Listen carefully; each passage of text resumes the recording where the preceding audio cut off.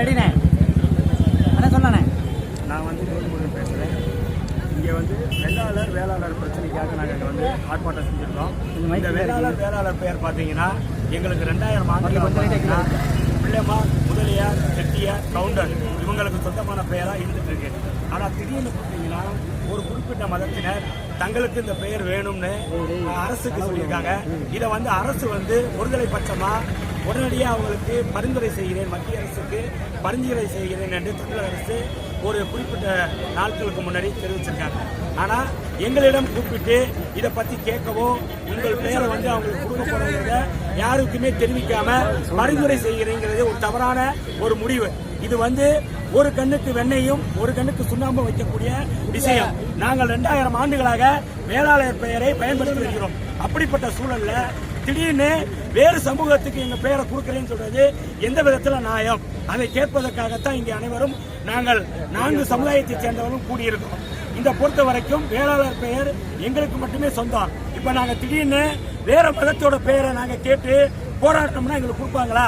அது எப்படி நியாயம்? அப்படிப்பட்ட ஒரு சூழல்ல ஒரு சமூகம் தொடர்ந்து 2000 ஆண்டுகளாக பயன்படுத்தி வருகின்ற பெயரை திடீரென ஒரு வேறு சமூகத்துக்கு கொடுக்கிறது எந்த விதத்தில் நியாயம் என்பதை கேட்பதற்காகத்தான் இங்கே கூடியிருக்கிறோம்.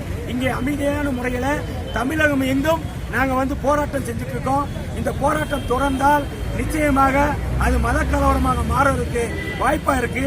எனவே இதை உடனடியாக தமிழக அரசும் மத்திய அரசும் தலையிட்டு உடனடியாக இதுக்கு ஒரு நல்ல ஒரு தீர்வை காணணுங்கிறதுக்காகத்தான் எங்க சமூகம் அமைதியான சமூகம், எந்த பிரச்சனைக்கு போகாத சமூகம் எங்களை இன்னைக்கு ரோட்டுக்கு கொண்டு வந்திருக்காங்கன்னா அது மத்திய அரசும் தமிழக அரசும் தான்.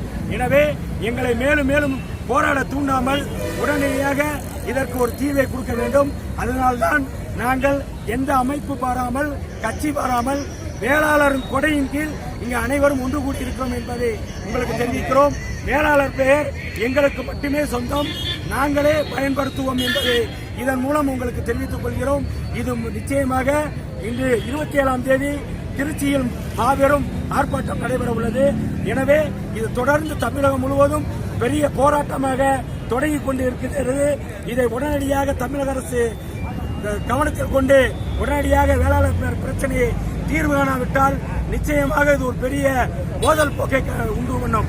ஏனென்றால் 2 நாட்களுக்கு முன்னால் சோழவந்தானில் ஒரு பெரிய கலவரம் ஏற்பட்டது. இது தொடர்ந்து அங்கங்கே தவறான வழிக்கு கொண்டு போய் கொண்டிருக்கிறது என்பதை உங்களுக்கு சுட்டிக்காட்டிக் கொள்ள விரும்புகிறேன். நன்றி.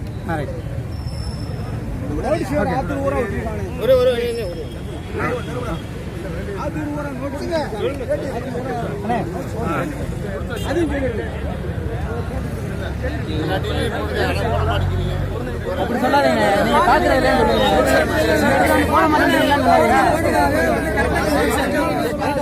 ஏன்னா எங்களுக்கு மேல 100 பேர் வேலை வாங்குறாங்க.